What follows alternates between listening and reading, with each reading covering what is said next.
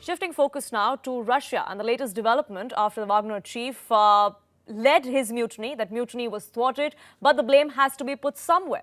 Vladimir Putin-led nation is now reportedly detaining General Sergei Surovikin, the deputy commander of Russia's military operations in Ukraine. Unnamed sources told the Moscow Times that Sergei was arrested for choosing the Wagner chief's side during the recent armed rebellion. Remember, Prigozhin has accused Russia of attacking a forest camp and killing his mercenaries. He vowed retaliation, and along with his mercenaries, they occupied 2 Russian cities. But they left Russia after Belarusian President Alexander Lukashenko held negotiations with him. Now, as per Lukashenko, Prigozhin is now in Belarus. A truce seems to have been brokered, at least as far as this particular instance goes. But that definitely has caused a dent in Vladimir Putin and Russia's image, which is why they're now looking to fix blame, fix accountability of what exactly transpired. Sanjay Suri, my colleague, joining us, getting us the very latest as to what's transpiring there in Russia. Looks like heads are going to be rolling, and Russia has found the first person to pin the blame on. Well, we do know from a report in the Moscow Times quoting sources saying that Surovikin has been arrested. He's been the deputy commander of the armed forces. He was commander of the armed forces from October of 2022 to January of 2023. And that is a period that saw Surovikin overseeing the attacks on the infrastructure in Ukraine, particularly electricity power generation infrastructure.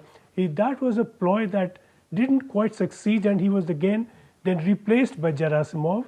And there has been a long continuing suspicion that he has continued to harbor some grounds against Gerasimov.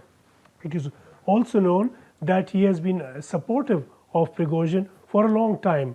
Now, what is intriguing is that on Saturday he put out a statement, or let's say a statement was put out, purported to be on his behalf, calling on Prigozhin to call off the agitation and to call off the move for rebellion, really.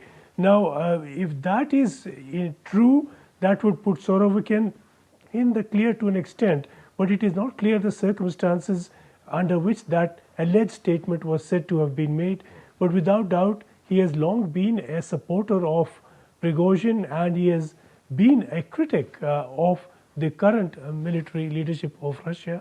And there is a question now exactly where he is. What is without doubt is that he has not been seen since Saturday, and reports from Russia suggest that his family says that he has not been home since Saturday of last week.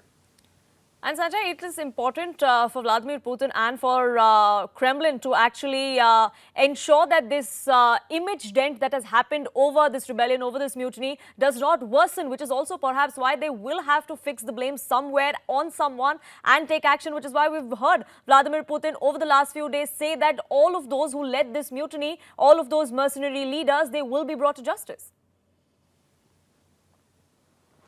Well, he struck a deal with the chief of them. He is away now in Belarus.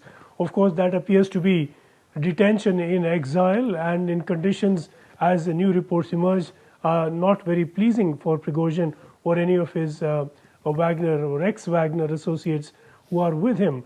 But clearly, there is a decision now that has been taken to carry out a purge, and many sources have been cited. Many reports have surfaced, a lot of them quite credible, suggesting that there's a purge underway in the Russian military, because it is not just Prigozhin. There are a lot of military commanders who seem to have supported Prigozhin or opposed those that Prigozhin was opposing. And the attempt in the Kremlin will be now to neutralize those forces, and as they siege, to clean out the top military leadership of any potential opponents.